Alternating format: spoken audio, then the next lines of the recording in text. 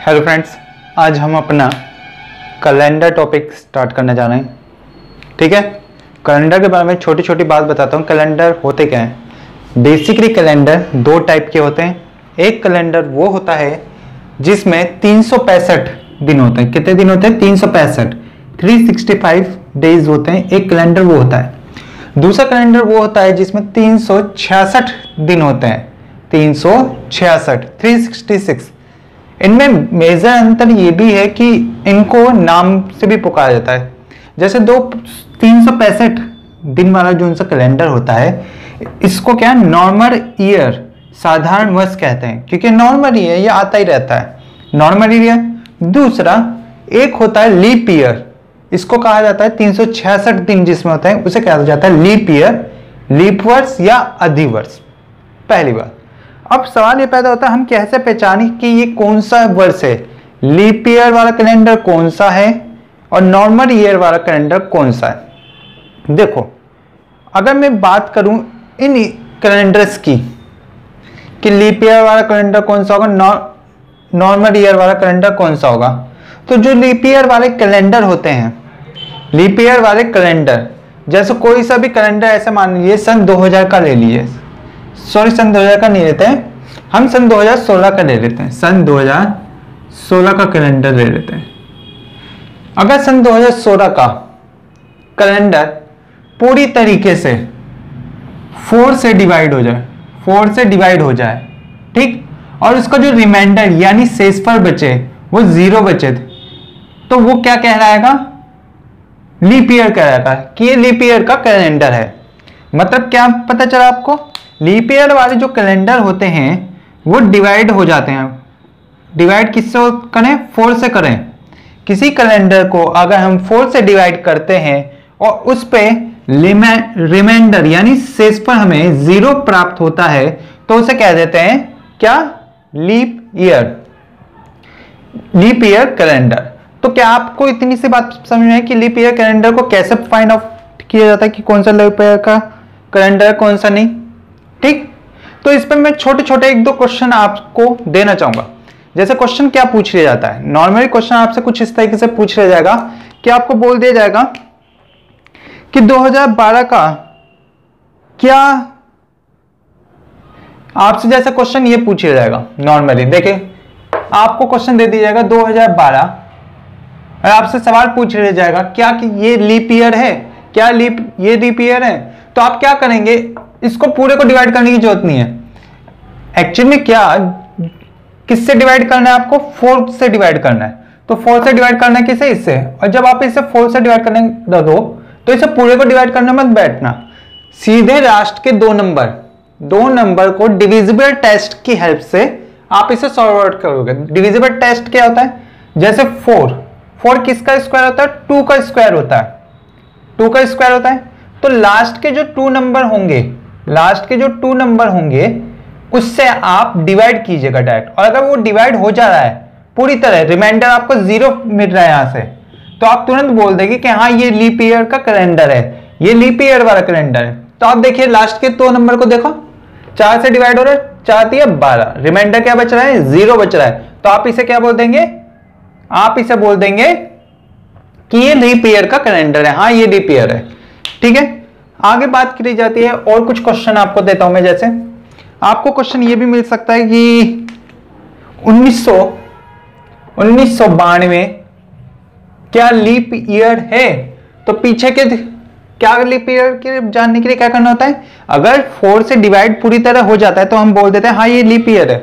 तो 1992 को डायरेक्ट किससे? 4 से डिवाइड करो, 4 से डिवाइड करोगे, पीछे के 2 नंबर को डायरेक्ट करो, क्या ये जा रहा है? अगर आप इसे काटोगे तो आपको रिमाइंडर कितना मिलेगा? 4 से अगर इसे डिवाइड करोगे तो आपको रिमाइंडर 0 मिलेगा, रिमाइंडर 0 होगा। जब देखो 4 से 92 को जब डिवाइड करो, 4 दूनी 8 बचा 1 और ये 2 का 2 तरह और 4 तिया 12, 0 रिमाइंडर यानी शेषफल क्या आ रहा है आपका? यहाँ पे 0 आ रहा है। तो आप 1992 को क्या बोल दोगे? ये एक लीप ईयर है, ये एक लीप ईयर है।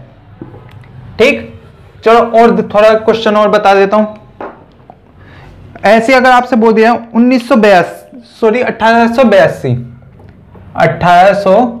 1882 क्या ये एक लीप ईयर है? आपसे पूछा जाएगा 1882 क्या एक लीप ईयर है? तो आप क्या करोगे, इससे 4 से डिवाइड करके देखो, क्या ये 4 से पूरी डिवाइड होके रिमाइंडर 0 देगा? तो जवाब है नहीं, 4 से ये डिवाइड होके रिमाइंडर 0 नहीं देगा। रिमाइंडर हमें does not equal to 0, remainder हमें 0 नहीं मिलेगा। इसे ये एक लीप ईयर नहीं है, ये क्या है, एक नॉर्मल ईयर कहलाएगा। लीप ईयर और नॉर्मल ईयर कहलाएगा। ठीक, अब यहां पे थोड़ा सा इंटरेस्टिंग, आप नॉर्मल बेसिकली ईयर्स में डिफरेंस करना तो समझ गए होंगे कि लीप ईयर क्या होते हैं और लीप ईयर को कैसे पहचाना जाता है, लेकिन इस पे एक छोटा सा ट्विस्ट और लेके आ रहा हूं मैं। वो छोटा सा ट्विस्ट क्या है, अगर आपको कुछ इस तरीके से मिल जाए क्वेश्चन, ये मानिए आपका 1800 दे दिया जाए, सन 1800 आपको दे दिया जाए और बोल दिया जाए कि ये बताइए ये लीप ईयर है या नॉर्मल ईयर है, तो आप क्या करोगे? इसको आप डायरेक्ट 4 से डिवाइड करने लगोगे? हैं, ऐसा गलती मत करना। इसकी स्पेशल वजह मैं बता रहा हूं। इस जिस भी ईयर के लास्ट में 2 जीरो आ जाए, वो ईयर कहलाते हैं सेंचुरी ईयर, शताब्दी वर्ष। सेंचुरी ईयर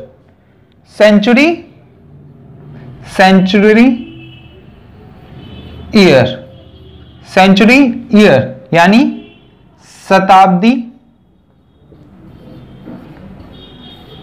वर्ष, हिंदी में कहा जाता है शताब्दी वर्ष। सेंचुरी ईयर और शताब्दी वर्ष का फंडा यह है कि ये डायरेक्ट किससे डिवाइड होने चाहिए? 400 से।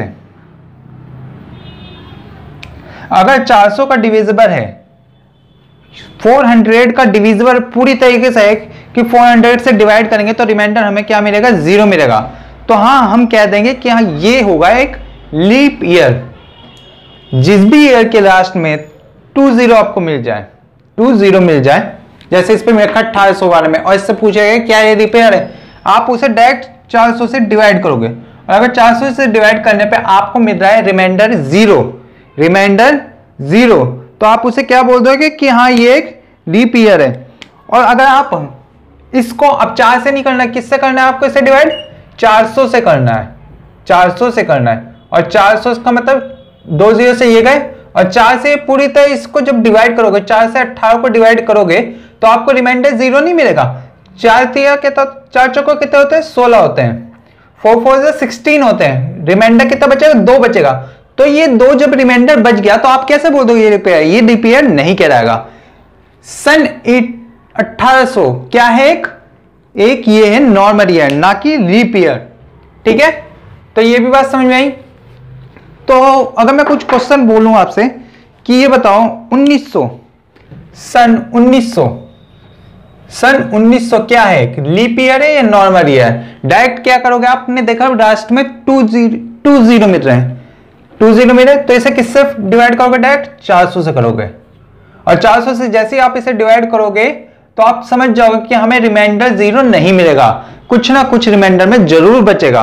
तो ये क्या हो जाएगा? एक लीप ईयर नहीं कहलाएगा, ये क्या हो जाएगा? फिर नॉर्मल ईयर कहलाएगा। ठीक है, ठीक ऐसे ही अगर आपको क्वेश्चन मिल जाता है कि सन 2000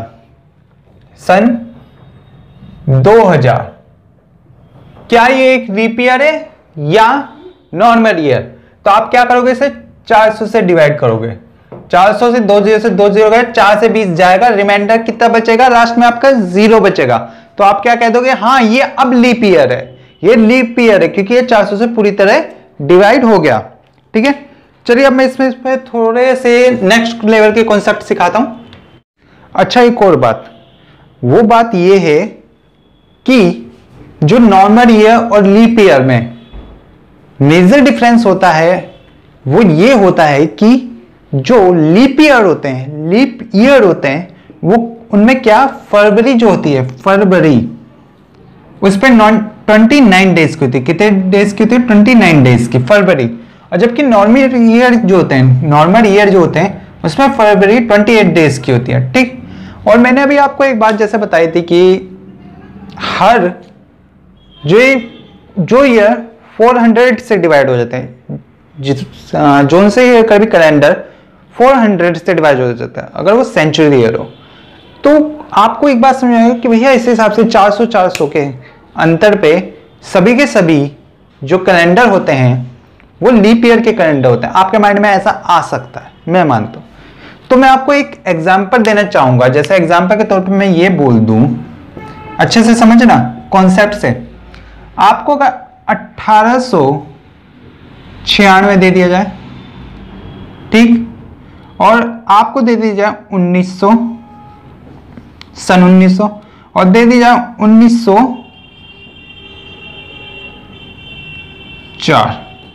मैंने आपको 4 के डिफरेंस पे ये दिए हैं कि 4 के डिफरेंस पे ईयर है, और मैं आपने अभी माइंड में क्या सोचा, हर 4 साल बाद लीप ईयर आता है। आपके माइंड में ये आया होगा ना कि हर 4 साल बाद लीप ईयर आ जाता होगा, ये आ रहा होगा।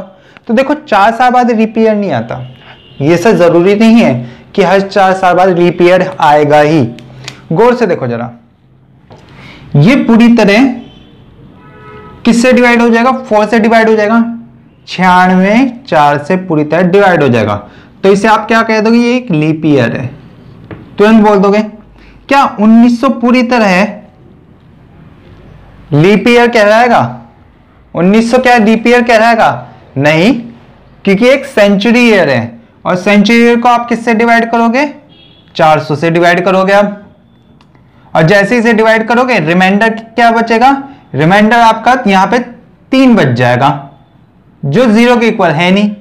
तो रिमाइंडर जब इस पर बच जाएगा तो ये लीप ईयर तो रहा नहीं, ये क्या कहलाएगा, फिर एक नॉर्मल ईयर कहलाएगा, ठीक। और इस वाले ईयर को जो है देखो, अब इसे जब गौर से देखो, ये 4 से पूरी तरह डिवाइड होगा, आप कहोगे सर जी इसे तो आप कर दोगे, और ये क्या हो जाएगा, फिर एक ये हो जाएगा एक लीप ईयर।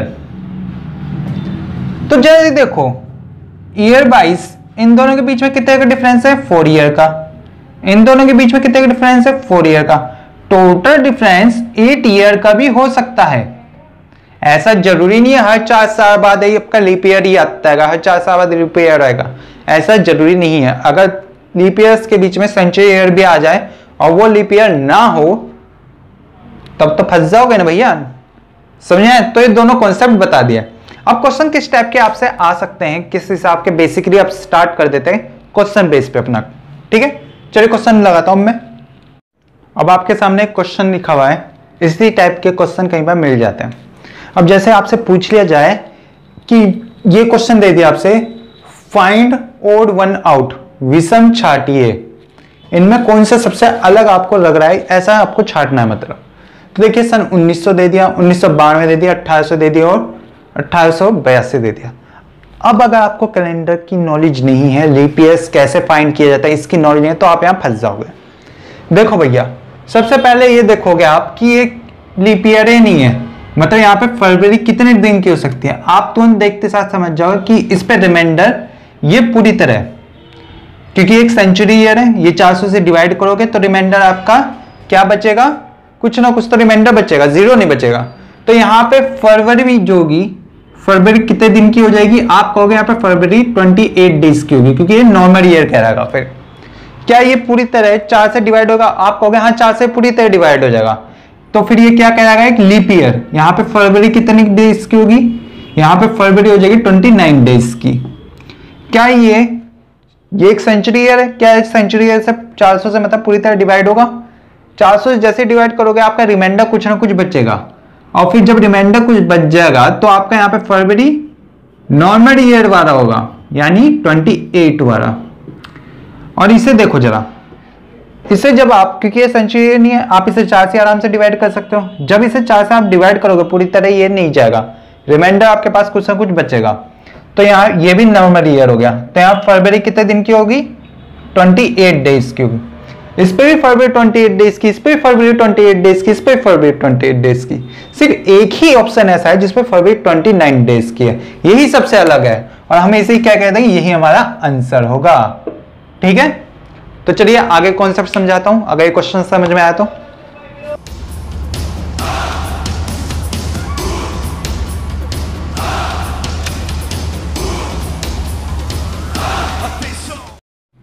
चलिए एक और कॉन्सेप्ट देखते हैं। इस पे आगे का कॉन्सेप्ट ये है कि अगर आपको एक छोटी सी बात समझाने की कोशिश करता हूं मैं। आपको ये मान लीजिए, अगर बोल दिया जाए कि स्टार्टिंग के जब कैलेंडर बनने शुरू हुए थे, स्टार्टिंग के कैलेंडर जब बनने शुरू हुए थे, यस, ये मानिए स्टार्टिंग का 5वां जो कैलेंडर था, स्टार्टिंग का 5वां जो कैलेंडर था, उसमें कितने लीप ईयर के कैलेंडर थे, तो आप तुरंत समझ जाएंगे कि आप किससे 4 से डिवाइड करना होगा और एक ही लीप ईयर का कैलेंडर आपको मिलेगा। कितना? एक लीप ईयर का कैलेंडर मिलेगा। लीप ईयर के कितने कैलेंडर? लीप ईयर एक मिलेगा। स्टार्टिंग के जो कैलेंडर बने थे उनमें एक लीप ईयर का कैलेंडर था, जिसमें फरवरी कितनी 29 डेज की थी।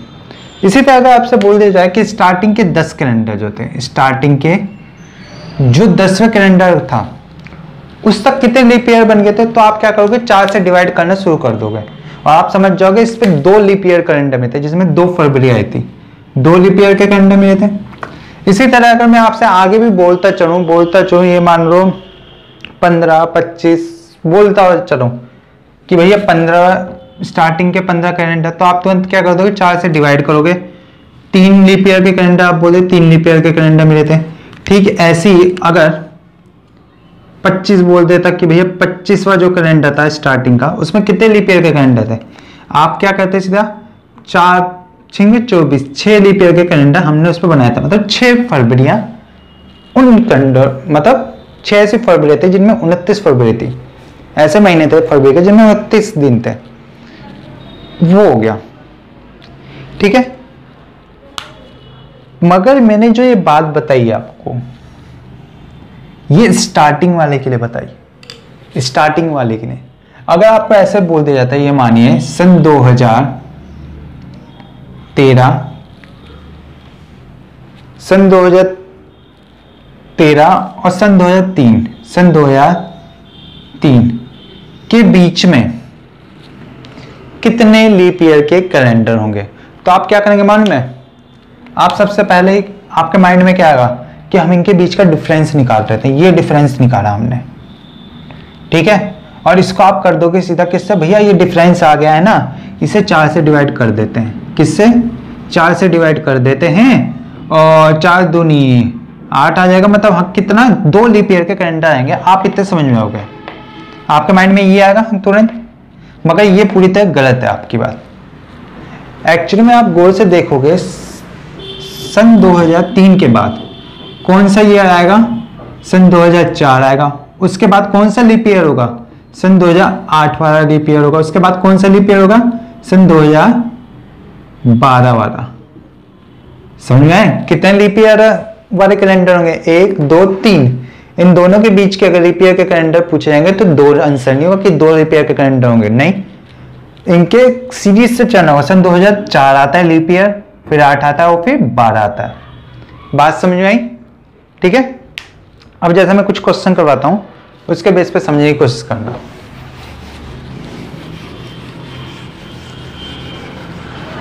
आपको अगर मैं कुछ क्वेश्चन देता हूं, जैसे कि ये मान लीजिए, एक क्वेश्चन नोट डाउन कीजिए। How many leap year in a century? एक शताब्दी में कुल कितने लीप ईयर होते हैं? एक शताब्दी में कुल कितने लीप ईयर होते हैं? तो एक शताब्दी का मतलब क्या होता है? एक शताब्दी का मतलब आपसे पूछा जाए एक शताब्दी के अंदर कितने लीप ईयर होते हैं, ऐसा क्वेश्चन आ जाए, तो आप सबसे पहले आपको पता होना चाहिए एक शताब्दी का मतलब क्या होता है, एक सेंचुरी का मतलब क्या होता है। एक सेंचुरी का मतलब होता है 100 ईयर। 100 ईयर की एक सेंचुरी होती है। एक शताब्दी होती है क्या? 100 साल की। 100 साल की एक शताब्दी होती है। पहली बात आपको ये पता होना चाहिए। दूसरी बात, आप क्या करेंगे, आप सबसे पहले सोचेंगे भैया 100 साल की मतलब 4 से डिवाइड कर देते हैं। 4 से डिवाइड कर दोगे। आप जैसे ही 4 से डिवाइड करोगे तो 100 से आप जैसे ही 4 से डिवाइड करोगे कितना आएगा? 25 आ जाएगा। और आप तुरंत बोल दोगे कि हर 4 साल बाद लीप ईयर आ ही जाता है, तो मतलब 25 लीप ईयर होंगे। लेकिन गौर से देखो, जरा गौर से समझना है बात कि जो ये है आपका लॉजिकली सन, ज्वार, चौथा सन, 8वां, 12वां, स्टार्टिंग की बात कर रहा हूं मैं, 16वां, डैश डैश डैश, ऐसे ही करके लास्ट में ये मान लीजिए आपका 92 और 96 और फिर 100 आ गया। चलो ये मान लिया आपका कि आपने यहां तक बोल दिया कि कितने 25 लीप ईयर आप ऐसे बोल रहे हैं, लेकिन एक बात लॉजिकली समझने की कोशिश करो। यहां से ये वाला ईयर पकड़ो जरा, ये वाला ईयर यानी 100। आप यहां तक तो मान लो कि जिसके पीछे 2 जीरो रख जाते हैं, जिस भी ईयर के पीछे 2 जीरो रख जाते हैं, उसे किससे डिवाइड करना होता है? उसे 400 से डिवाइड करना होता है, 400 से डिवाइड करना होता है। और जब आप इसे 400 से डिवाइड करोगे तो ये तो जाएगा ही नहीं, तो ये लीप ईयर कहां हो गया? ये तो नॉर्मल ईयर कहलाएगा। इसीलिए जितने भी एक सेंचुरी होती है, एक सेंचुरी होती है, उसमें कितने लीप ईयर आपको शो हो रहे थे?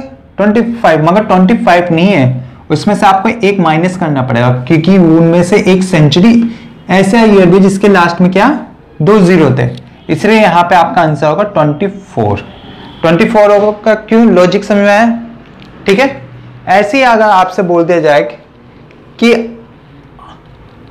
ये बता दीजिए कि जो 2 शताब्दी होती है, आपसे ये क्वेश्चन पूछा जाए 200 ईयर में कितने लीप ईयर होते हैं? 200 ईयर में कितने लीप ईयर होते हैं? अगर आपको ये क्वेश्चन मिल जाए कि 200 ईयर में कितने लीप ईयर होंगे, तो आप क्या करोगे? आपके माइंड में तुरंत आ गया 200 को डिवाइड कर दो।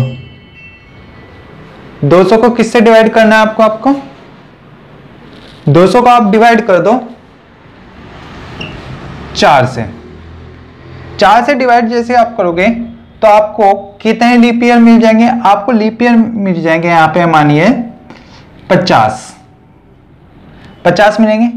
मगर इस बात को ध्यान में रखना कि इसमें 2 सेंचुरी ईयर भी ऐड हो रहे हैं, 100वां और 200वां, 100 और 200 वाला। इसलिए इसमें से -2 करोगे आप, -2 करोगे तो आपको एक्चुअली में कितने लीप ईयर मिले हैं? 200 ईयर सालों में कितने लीप ईयर मिले हैं? आपको 48 लीप ईयर मिले हैं। ठीक, अगर ऐसी बात करी जाती है आपके मानिए कि आपको बोल दिया जाए पहली 3 शताब्दी में कितने लीप ईयर हैं? पहली 3 शताब्दी में कितने लीप ईयर हैं? पहली जो 3 शताब्दियां मतलब कितनी? 3 शताब्दी मीन्स हो गया 300 ईयर। 300 ईयर, 3 शताब्दी का मतलब 300 ईयर। 4 से डिवाइड करोगे कितना आएगा आपका? 75 आएगा। लेकिन आपको यहां पे एक बात ध्यान रखनी है। वो क्या बात ध्यान रखनी है? यहां पे 100 एक ईयर है, एक 200, एक 300। ये लीप ईयर नहीं है, ये एक नॉर्मल ईयर है। तो आप क्या करोगे? क्योंकि ये 400 से डिवाइड नहीं हो रहे, तो आप -3 कर दोगे। यहां पे कितने ईयर मिल जाएंगे आपको? यहां पे 72 लीप ईयर मिल जाएंगे। लीप ईयर कितने मिल जाएंगे आपको? 72। बात समझ में आई? 72 लीप ईयर किसमें? स्टार्टिंग की 3 शताब्दियों में। ऐसे क्वेश्चन आ जाता है कि पहली 3 शताब्दियों के लीप ईयर बताओ, तो कैसे निकालने समझ में आए? ठीक, ऐसे अगर आपसे बोल देते पहली 4 शताब्दियों, आपसे कोई क्वेश्चन अगला ऐसा पूछ लिया जाए, ये भी क्वेश्चन है, 4-5 क्वेश्चन करवा चुका अब तो मैं। अगर आपसे पूछा जाए पहली 4 शताब्दी मतलब पहले के 400 साल में कितने लीप ईयर हैं, तो आप सीधा क्या करोगे? इसे डिवाइड करोगे 4 से। कितने आएंगे आपके? 100 आ जाएंगे, 100 ईयर आ जाएंगे। और एक और बात, यहां पे 100, 200 और 300 नॉर्मल ईयर ये भी हैं। अब आप ये मत कर देना कि इसमें 400 भी ऐड कर दो। भैया 400 जो है ईयर, ये 400 से भी डिवाइड हो जाएगा। 400 से डिवाइड कर दोगे ना, क्योंकि ये तो आराम से डिवाइड होगा, इसलिए इसे ऐड नहीं करना। यहां पे जो माइनस करोगे सिर्फ आप 3 ही करोगे। कितने माइनस करोगे? 3 ही करोगे, यानी कि कितने हो गए? 97 लीप ईयर। तो ये समझ में आ गया होगा, बेसिकली मैंने कॉन्सेप्ट से समझाया कि पहले कितनी शताब्दी में कितने लीप ईयर होते हैं, दूसरी शताब्दी में कितने लीप ईयर होते हैं, तीसरी शताब्दी में कितने लीप ईयर होते हैं, चौथी शताब्दी में कितने लीप ईयर होते हैं। ठीक है, तो चलो इसे जरा ठीक से लिख लेते हैं एक बार। अब देखो दो क्वेश्चन मैंने यहाँ पे लिखे हैं। पहला क्वेश्चन देखो मैंने यहाँ पे लीप ईयर भी लिख दिया कि जो पहली शताब्दी थी उसमें कितने लीप ईयर आते हैं, 24। दूसरी शताब्दी में 48 लीप ईयर आए। 300 शताब्दी में, पहली 300 शताब्दी में 72 लीप ईयर, और चौथी शताब्दी यानी सेंचुरी में 97 लीप ईयर आए हैं। अब देखो इसमें क्वेश्चन कैसे कैसे बन सकते हैं। जैसे आपसे पूछा जाएगा how many times 29th February will come in 400 years। 400 years, जो कहने का मतलब यह है कि जो हिंदी में से बोलते हैं 400 वर्षों में 29 फरवरी कितने बार आई है। जो स्टार्टिंग के 400 वर्ष थे उस पर 29 फरवरी कितने आई है। तो आपको अभी क्या पता है, मैंने 400 वर्ष में फरवरी कितनी बार आ रही है। लीप ईयर का मतलब क्या होता है, फरवरी ईयर वाला, जिसपे फरवरी 29 दिन की हो, तो मतलब कितनी बार आ रही है, 97 बार, 97 बार। तो इसका तो डायरेक्ट आंसर मिल जाएगा 97। कोई दिक्कत नहीं, क्वेश्चन ये अच्छा है। देखो how many times 29th will come in 400 year. इस पे क्या कहा जा रहा है, इस पे आपसे कहा जा रहा है कि 400 वर्षों में 29 तारीख कुल कितनी बार आई है। 400 वर्षों में 29 तारीख कुल कितनी बार आई है। अब आपके माइंड में इस पे भी यही आंसर होगा कि दे दो सीधा 97। मगर ध्यान आराम से सोचने दो। 29 फरवरी बोल रही है, 29 तारीख बोल रही है। अरे भाई 29 तारीख तो हर महीने आती है ना, हर साल के हर महीने आती है, सिवाय फरवरी को छोड़ के। तो डेफिनेटली बात है एक ईयर के अंदर फरवरी को अगर अभी हम इग्नोर करें, कितनी 29 तारीख होंगी। 12 में से एक फरवरी का महीना निकाल दिया तो आपका होगी सीधा 11-29 तारीख होंगी। 11-29 होंगी। ठीक, जनवरी में 29 तारीख आती है, मार्च में भी आती है, अप्रैल में भी आती है, हर महीने में 29 तारीख, इसलिए हमने 11 करी है। ठीक है, चलो ठीक है। और ये कितने ईयर है टोटल, एक ईयर में 11-29 है, तो 400 ईयर में कितनी 29 होंगी। 400 ईयर में कितनी 29 होगी ये बताओ। 400 ईयर में कितनी 29 होंगी। आप क्या करोगे, 400 का मल्टीप्लाई कर दोगे 11 में, कितना मिलेगा आपको मिलेगा 4400 ईयर, 4400। ये 29 तारीख बता रहा हूं मैं, इतनी 29 तारीख आ चुकी होगी। प्लस इसमें अब फरवरी वालों को देखो, पहले के स्टार्टिंग के जो 400 वर्ष होते हैं उनमें कितने लीप ईयर होते हैं, 97 होते हैं। तो 97 और जोड़ दो इस पे, टोटल कितने हो गए 4497। इतनी 29 तारीख कितने में आएगी, इतनी 29 तारीख आपकी आएगी 400 ईयर के अंदर, इतनी 29 तारीख आएंगे। तो बात समझ में आई, फरवरी वाली ये रही और जो वैसे नॉर्मली थे वो ये ही थे। ठीक है, तो ये वाले क्वेश्चन इस टाइप के आपको मिलते हैं, कहने का मतलब ये है।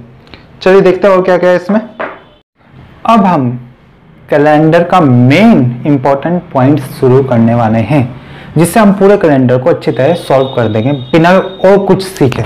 सिर्फ यही कॉन्सेप्ट रखना है और आप पूरी तरह कैलेंडर में महारत हो जाओगे। मैं बता दूं, कैलेंडर जो चैप्टर है इसको कंप्लीट करने में मुझे 2 से 2.5 घंटे लगने वाले हैं। इसे मैं 2 से 3 या 4 पार्टों में डिवाइड करके आपको प्रोवाइड करवा दूंगा, लेकिन मैं खुद लगातार क्लासेस ले रहा हूँ।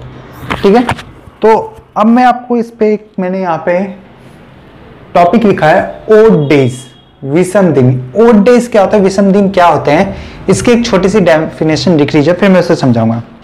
The remainder of 7 is called odd days. The remainder of 7 is called odd days.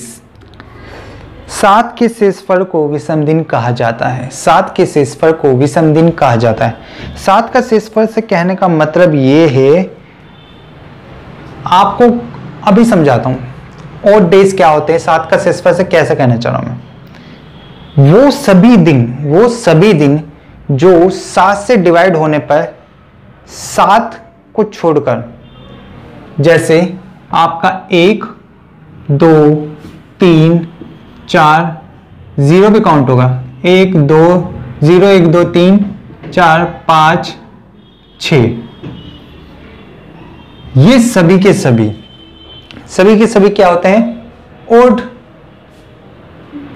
Odd days होते हैं। ओड डेज कैसे कहना है चारों सर, अभी रुको दो, अभी आप एक छोटा सा यहां पे डायग्राम बना दिए, यहां पे लिखिए आप ओड डेज, यहां पे लिखिए आप डेज और यहां पे लिखिए ओड डेज।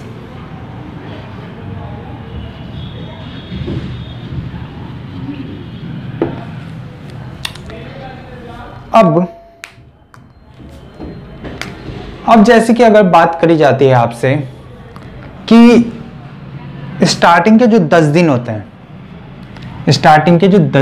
हैं, उसमें कितने ओड डेज होते हैं, तो मैंने अभी क्या कहा है, 7 से डिवाइड करने पे जो शेषफल बचता है उसे ओड डेज कहा जाता है। तो जब आप 7 से 10 को डिवाइड करोगे तो आपके पास रिमाइंडर क्या बचेगा, 3 बचेगा। 7 से 10 को डिवाइड करने पे रिमाइंडर 3 बचेगा और यही जो रिमाइंडर बचा है इसे ओड डेज कहा जाता है। ठीक है, ऐसी अगर आपसे बोल दी जाए कि 15 दिन, स्टार्टिंग के 15 दिन है, इसमें ओड डेज कितने होंगे, तो अगर आप इसे 15 को 7 से डिवाइड करोगे आपको रिमाइंडर क्या बचेगा, 1 बचेगा। 7 दिन 14, रिमाइंडर का बचा 1 बचा और ये 1 ही क्या है, ओड डेज होता है। ऐसे ही अगर आपसे बोल दिया है कि स्टार्टिंग के 28 दिन, इसमें ओड डेज कितने होंगे, तो क्या आप सीधा 7 से डिवाइड करोगे 28 को, कितना बचेगा आपके पास, रिमाइंडर 0 बच जाएगा, तो यहाँ पे ओड डेज कितने हो गए, 0 हो गए। ऐसे अगर 29 दिन की बात की जाती है, 29 दिन में कितने ओड डेज होते हैं, तो आप पे कितना बचेगा, रिमाइंडर 1 बचेगा। अगर आपसे बात की जाए 30 दिन में कितने ओड डेज होंगे, तो आप कितने रिमाइंडर बोलोगे, 2 दिन। 31 दिन अगर आपसे बोल दिया कि 31 दिन में कितने ओड डेज होते हैं, तो आप क्या कहोगे, 31 दिन में हमारे 3 ओड डेज होते हैं। क्यों, 7 से डिवाइड करोगे 28 बार तो चल जाएगा, मगर 3 बचेंगे रिमाइंडर। ऐसे अगर बोल दिया जाए कि 365 दिन में कितने ओड डेज होते हैं, 365 को जब आप डिवाइड करोगे किससे, 7 से, कितने बच जाएगा, 7 पंजे 35, 1 5, 7 दूनी 14, कितने ओड डेज बच रहे हैं, 1 बच रहा है। समझे बात। ऐसे अगर 366 दिन में कितने ओड डेज होते हैं, 366 दिन में कितने ओड डेज होते हैं, यहां पे 2 ओड डेज होते हैं। तो ये बात समझ में आई। अब मैंने ये लिखवाया क्यों, सवाल ये पैदा होता है ये ओड डेज क्यों लिखवाना हो, इससे पूरा का पूरा कैलेंडर सॉल्व हो जाएगा, बहुत इजी वे है ये। देखो अगर मैं यहां से लेके 28 से लेके 31 तक बात करूं, ये चारों क्या है, ये मंथ है, और अगर इसकी बात करता हूं 365 और 366 की बात करूं, इनमें देखो गौर से देखो, 365 ईयर क्या होता है आपका, ये तो नॉर्मल ईयर होता है, और 366 वाला क्या होता है, ये आपका लीप ईयर होता है। नॉर्मल ईयर 365 और 366 लीप ईयर, मतलब फरवरी यहाँ पे कितने की होती है, यहाँ पे फरवरी होती है 28 दिन की, और यहाँ पे फरवरी कितनी दिन की होती है, यहाँ पे होती है 29 दिन की। ठीक है, तो पहली बात तो ये समझ में आ गई। अब इस पे बात करते हैं हमारे कि मैंने ऐसा किया क्यों। तो इसका करने का रीजन ये है, अभी आपको क्वेश्चन मिलेगा उस हिसाब से समझ जाओगे।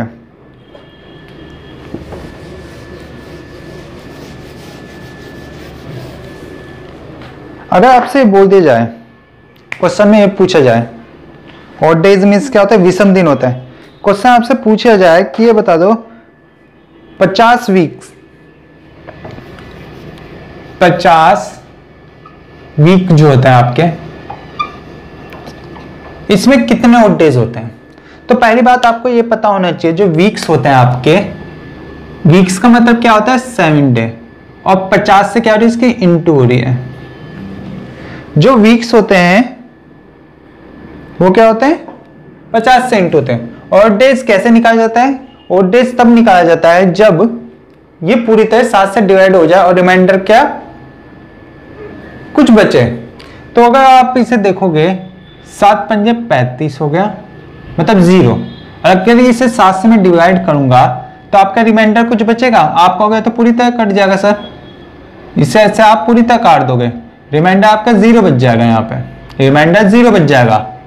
ठीक है, तो आप क्या कह दोगे, रिमाइंडर यहां 0 बच रहा है हमारा। तो ऑड डेज कितने होंगे इस पे ऑड डेज कितने हो जाएंगे 0 डेज होंगे। ऑड डेज कितने होंगे इसमें 0 ऑड डेज होंगे। चलो ठीक है, अगले क्वेश्चन की बात करते हैं।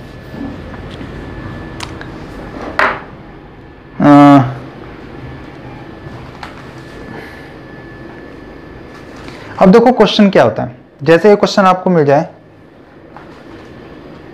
Today is Tuesday then what will be after 23 days. Today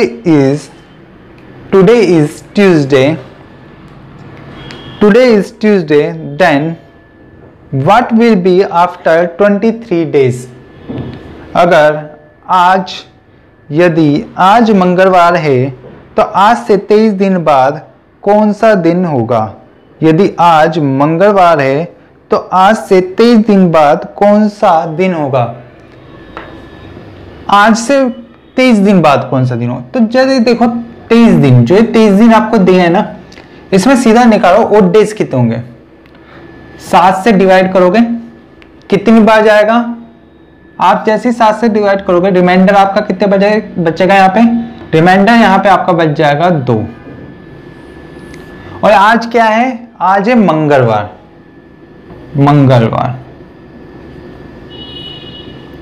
और इसमें अगर 2 जोड़ दूंगा तो क्या बन जाएगा आपका बृहस्पतिवार, बृहस्पति यानी थर्सडे। क्या बन जाएगा, मतलब यानी आपका बन जाएगा थर्सडे।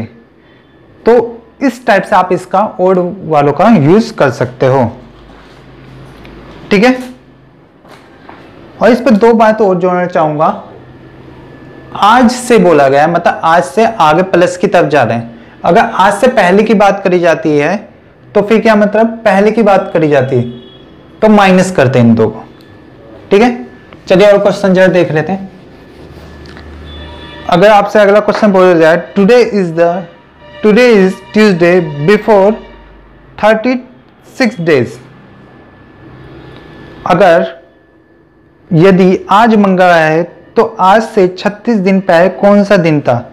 यदि आज मंगलवार है, आज क्या है आपका मंगलवार है, उससे 36 दिन पहले कौन सा दिन था, तो आप क्या करो 36 को सीधा डिवाइड करो 7 से। 36 को 7 से डिवाइड करो, कितने आपके ऑड डेज कितने बचेंगे, यहाँ पे ऑड डे कितने आएंगे, यहाँ पे आपके ऑड डे आएंगे यहाँ पे 1। ठीक, और बोला जा रहा है आज मंगलवार, आज से पहले की बात हो रही है, बिफोर की बात हो रही है, पहले की, तो इसको माइनस करो किससे, आज से। आज मंगलवार है,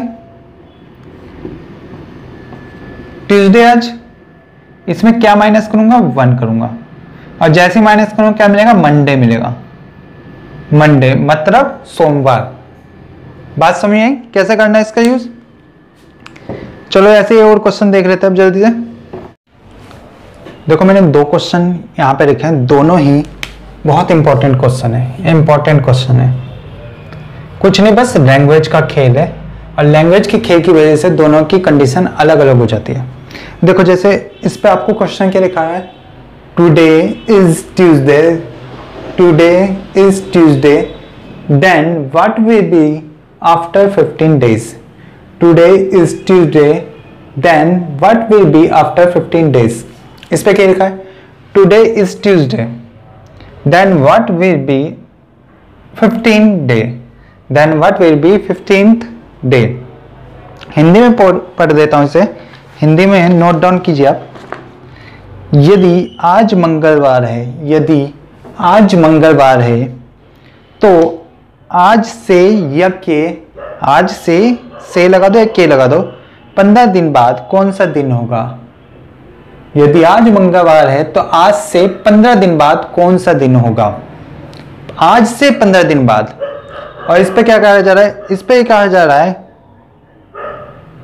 इस पे बोला जा रहा है यदि आज मंगलवार है तो आज से 15वां दिन कौन सा होगा। यदि आज मंगलवार है तो आज से 15वां दिन कौन सा होगा। देखो लैंग्वेज समझने की कोशिश करो। इस पे क्या कहा जा रहा है, नॉर्मली है तो डायरेक्ट आप क्या करोगे, आप सीधा 15 से डिवाइड करोगे और 15 से किसको डिवाइड करो, 7 से किसको डिवाइड करोगे, 15 को, और ओड डे निकाल लो, कितने ओड डे आएंगे, एक ओड डे आएगा। और आप मंगलवार में क्या ट्यूसडे में एक जोड़ोगे तो आपको क्या मिल जाएगा, वेडनेसडे मिल जाएगा, यानी बुधवार मिल जाएगा। इसमें तो कोई दिक्कत नहीं है, ठीक। अब इस पे अगर बात करे जाते हैं, इसमें इस पे थोड़ा अच्छा करें।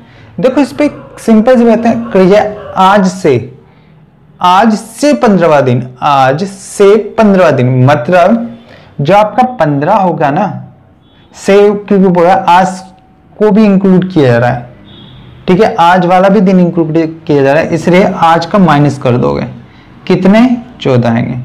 14 को डिवाइड करोगे आप 7 से, और जितना भी आपका ओड डे आएगा, ओड डे कितने आएंगे आपके, ओड डे आपके आएंगे 0।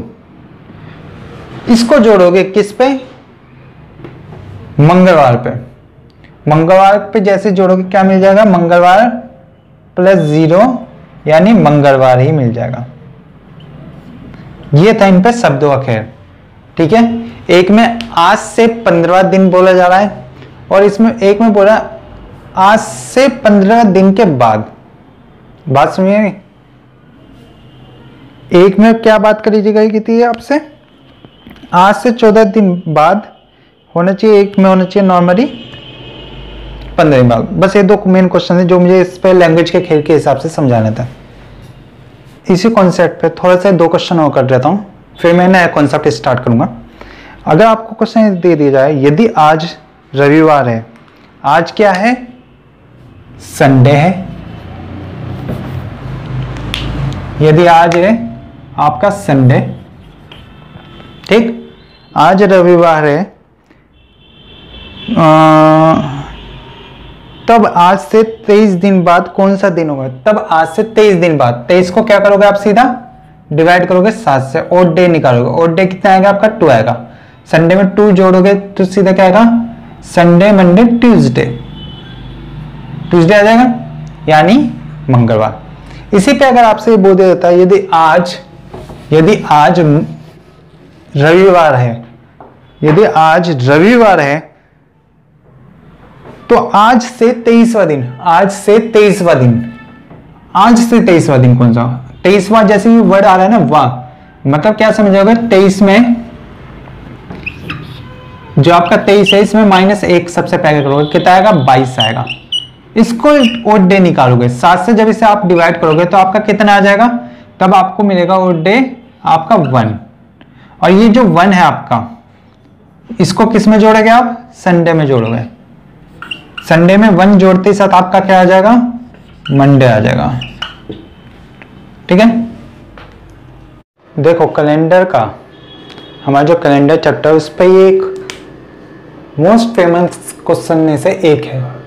जैसे लिखा हुआ है, इफ 2 days, टुडे नहीं है, 2 days before yesterday was Saturday, then what will be 4 days after tomorrow। यदि बीते हुए कल से 2 दिन पहले शनिवार था, तब आने वाले कल के 4 दिन बाद कौन सा दिन होगा। पढ़ के दिमाग घूम जाएगा, मगर उतना ही ये इजी है। करना क्या होगा आपको इस टाइप के क्वेश्चन में, आपको सीधा अपने डेज देखने हैं। जैसे क्या दिखा आपको, एक 2 डेज दिखा, मतलब 2 दिन याद दिख गया आपको, ठीक।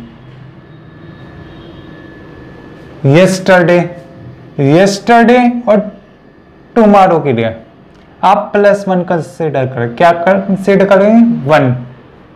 Then what will be 4 days, 4 days, 4 days दिखा, मतलब 4 दिन यहाँ दिख गए। और टुमारो के लिए भी कितना कंसिडर करना है आपको, 1 कंसिडर करना है। टोटल डे देखिए 2, 3 और 4, 7 और 1 8, 8 डेज दोनों दिखे। हिंदी में भी यही बात है, यदि बीते हुए कल से 2 दिन पहले, बीता हुआ कल, बीता हुआ कल, इसके लिए 1 कंसीडर करना, आपको 1 रखना है। और 2 दिन ये हो गए, और आने वाला कल यानी 4 दिन ये हो गया। और आने वाला कल के लिए भी, आने वाले कल के लिए भी क्या, आने वाले कल के लिए भी 1 रखेंगे। 1 2 3 4, 4 और 4 8, 8 आएगा। इसे डिवाइड कर दो 7 से, और इस पे कितने और डे है वो निकाल दो। कितने और डे हैं, इस पर टोटल और डे है आपका 1। और जो ये 1 है आपका, इसको आप किस में जोड़ना है पता है, इसको आपको जोड़ना है शनिवार में, जो सा आपका डे इस पे दे रखा है। शनिवार में, जैसे आप शनिवार में यानी आपका जो सैटरडे है उसमें +1 करोगे तो आपको क्या मिलेगा, आपका संडे मिल जाएगा। बात समझ में आई? बहुत इजी क्वेश्चन है, ऐसे ही है। मैं 3 क्वेश्चन लिख दूंगा, हिंदी में बोल दूंगा और इंग्लिश पे लिखे हुए आपको मिल जाएंगे बोर्ड पे, ठीक है। देखिए क्वेश्चन लिखे हुए मैं दोनों एक बार पढ़ देता हूं। If 6 days before yesterday was Sunday, then what will be 7 days after tomorrow? Hindi में ऐसे बोला जाएगा, हिंदी में लिख लीजिए एक बार आप। यदि बीते हुए कल से 6 दिन पहले रविवार था, यदि बीते हुए कल से 6 दिन पहले रविवार था, तब आने वाले कल से 7 दिन बाद क्या होगा? तब आने वाले कल से 7 दिन बाद क्या होगा? इस पे सबसे पहले क्या करना है, जो इसका ये डेज दे रखे हैं इन्हें डायरेक्ट जोड़ना है। 6 डेज दिखे, इन्हें डायरेक्ट जोड़ दीजिए 6 डे। और यस्टरडे के लिए क्या कंसीडर करना है आपको, 1 करना है। और 7 डेज के लिए 7 जोड़ दो, और टुमारो के लिए भी 1। अच्छा, कईयों के माइंड में ये आ जाएगा कि टुडे अगर आ जाता है, पर टुडे के लिए क्या करते हैं, टुडे के लिए कुछ भी नहीं लिखा जाता, टुडे को काउंट नहीं करते यहाँ पे, या तो टुमारो चलेगा या यस्टरडे चलता है। तो 6 + 1 7, 7 7 14 + 1 15 आया। और इस पर और डेज निकाल दीजिए, यानी 7 से डिवाइड करो, कितना आएगा, 1 आएगा। 1 और डे हो गया।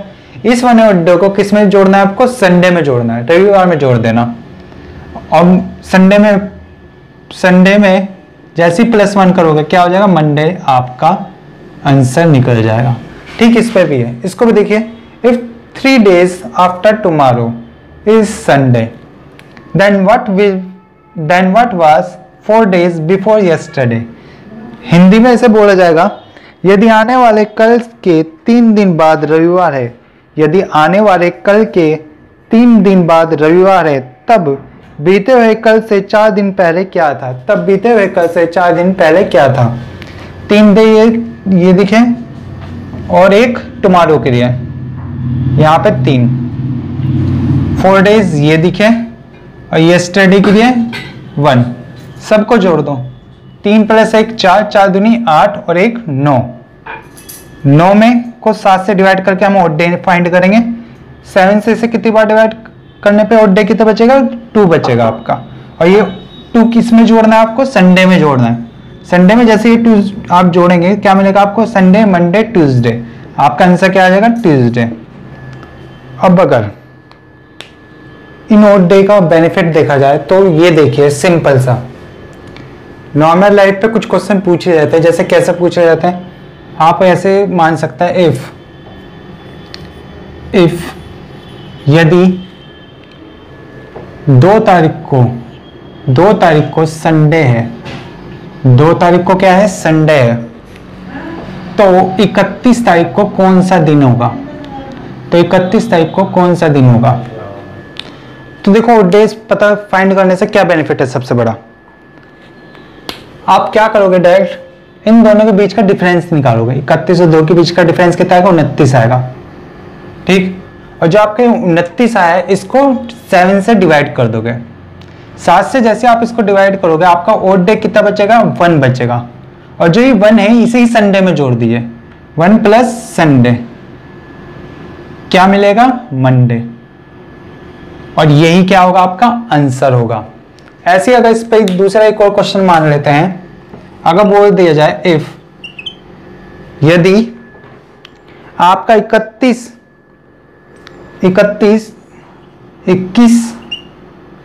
मान लो 21 मई को ट्यूसडे है, 21 मई को क्या है? ट्यूसडे है। यानी 31 जो आपका 21 मई था उस दिन क्या था? आपका ट्यूसडे था। तो 6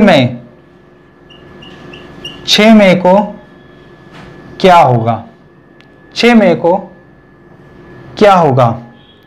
तो इसमें मालूम है क्या मजेदार वाली बात क्या हो रही है? देखो गौर से देखो, इन दोनों के बीच का आपको सबसे पहले डिफरेंस निकालना होगा। कितना निकालोगे आप? 15 निकालोगे। और फिर आपको ओड डे फाइंड करना होगा, इसके लिए क्या करना होगा? 7 से डिवाइड, कितना आएगा? 1 आएगा। मगर अब यहाँ पे ठीक से क्वेश्चन पढ़ो, आप 21 से 6 पे जा रहे हो, 21 में से 6 पे जा रहे हो, मतलब कैलेंडर आपका पीछे की तरफ जा रहा है। तो आप यहाँ पे प्लस नहीं करोगे, बल्कि आप क्या करोगे? ये जो ये है इसे माइनस करोगे, -1। किसमें? ट्यूसडे में। ट्यूसडे में -1 करोगे, मतलब कितना हो जाएगा आपका? संडे आ जाएगा, संडे आ जाएगा। और ये होता है हमारा बेसिक जो भी था कैलेंडर का कॉन्सेप्ट, बिल्कुल खत्म। चलिए आगे के पार्ट में आगे से डिस्कस करेंगे।